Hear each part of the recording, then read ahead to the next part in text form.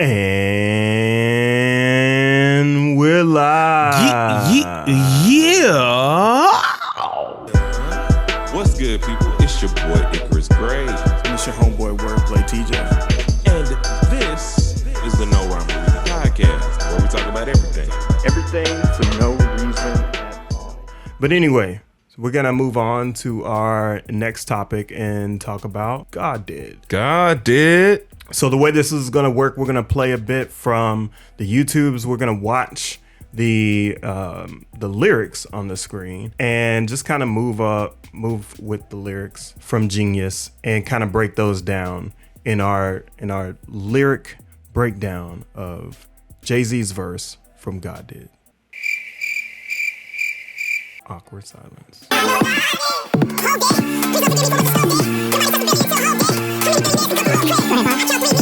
This one is really impactful, right? And it's kind of precluding, or it's connected to the conversation that's currently happening, right? Mm-hmm. I'm wondering how you feel about it. Do you feel like black billionaires are the savior to the black culture in general?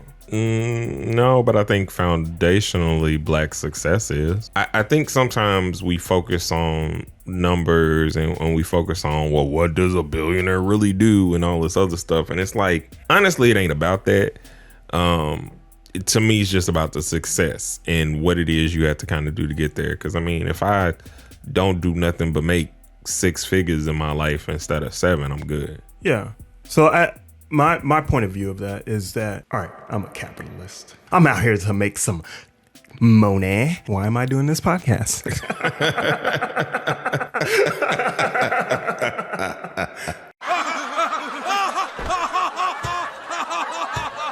I think, like you, right, success matters, right? Seeing that success allows us to have a blueprint, for lack of a better term, for how to attain and achieve these types of things. No one billionaire is set up to like save us all. When you have lots of revenue in the sum of billions, even in the sum of millions, or if you're the 1%, I think a lot of that brings people certain freedoms.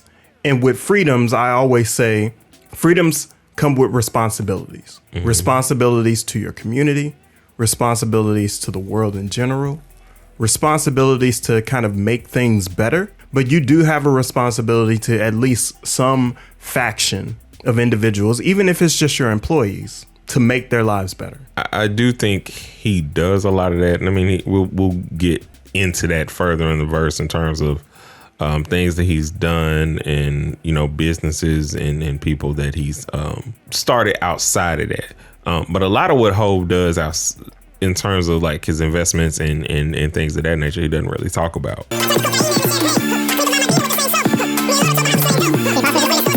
La Marina. I'm curious about what this word means. Search for Google. Let's see. Godfather, godmother. So a godparent in a sense. It's basically just, I turned this into this, and then I turned the Coke into champagne, but I also cleaned up my Godfather image. Got it. Okay, Godfather image. Okay, got it.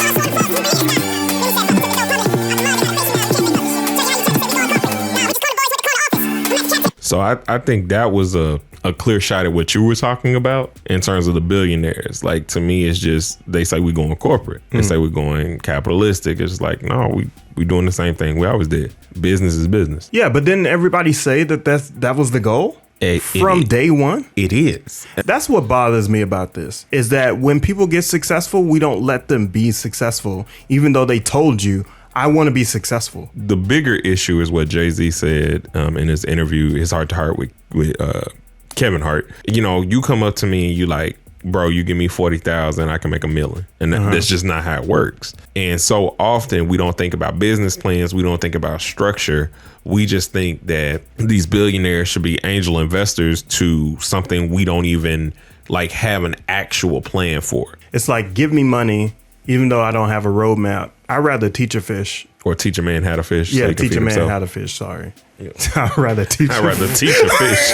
All right, Finding Nemo. I'd rather teach a fish how to fish. So you can go out and catch those fish. you fish.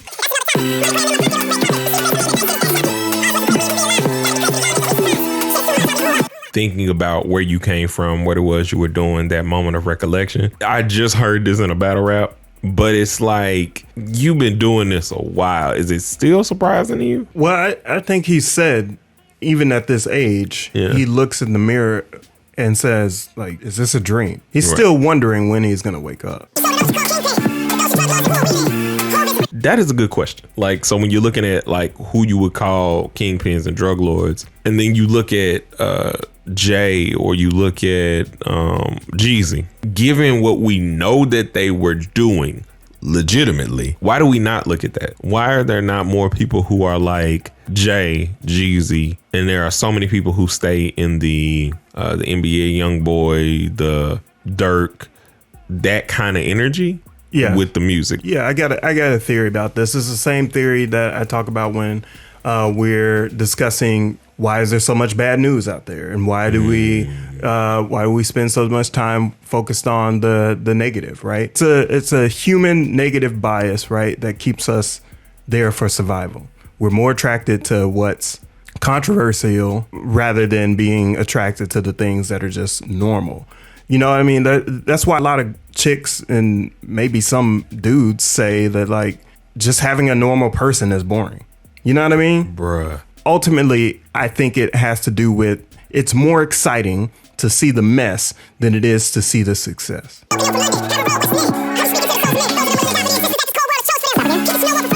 I think he's going back.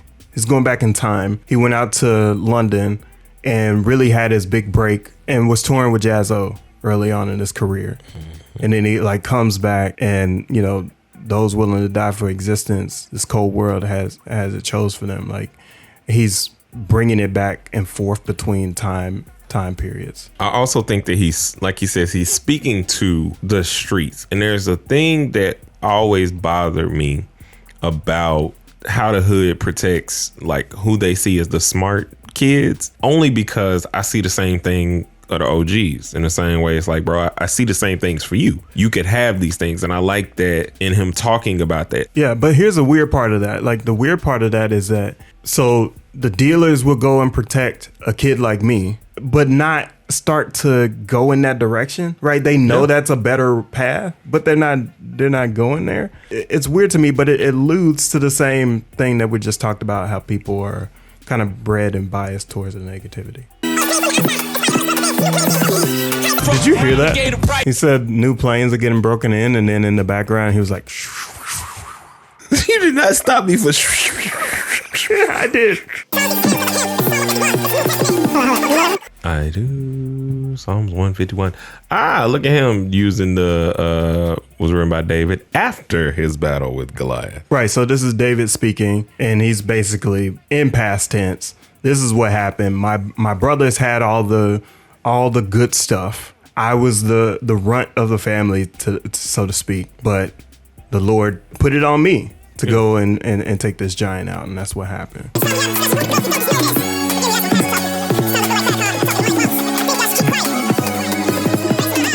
Here are two things that could have changed this song and made it an amazing song, or an even more amazing song. First, you don't have to have Ross on this song. No offense to him, but you don't have to have him on this song. Second, give Wayne a longer verse, because what Jay is talking about is like a lot of how he changed the game.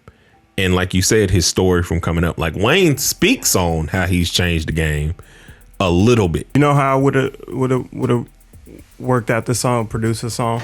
I would have done it in generations. I would have put Jay last, Wayne before him, maybe Kendrick before him. Oh.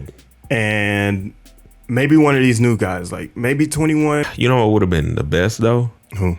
Nip. Like, yeah, this would have been that. To me, that would have been a good, like, him and Jay track. So if you enjoyed this episode, why don't you hit that like, hit the subscribe, hit that bell so you can be notified for every time that we do a video over at No Rhyme or Reason. Yes, and please also go watch our tier list of Jay-Z's Reasonable Doubt. If you want some more Jay-Z content, just lyrical content in general. But we appreciate you guys for spending this time with us. We'll see you guys on the next one, a 1 and a 2, and peace.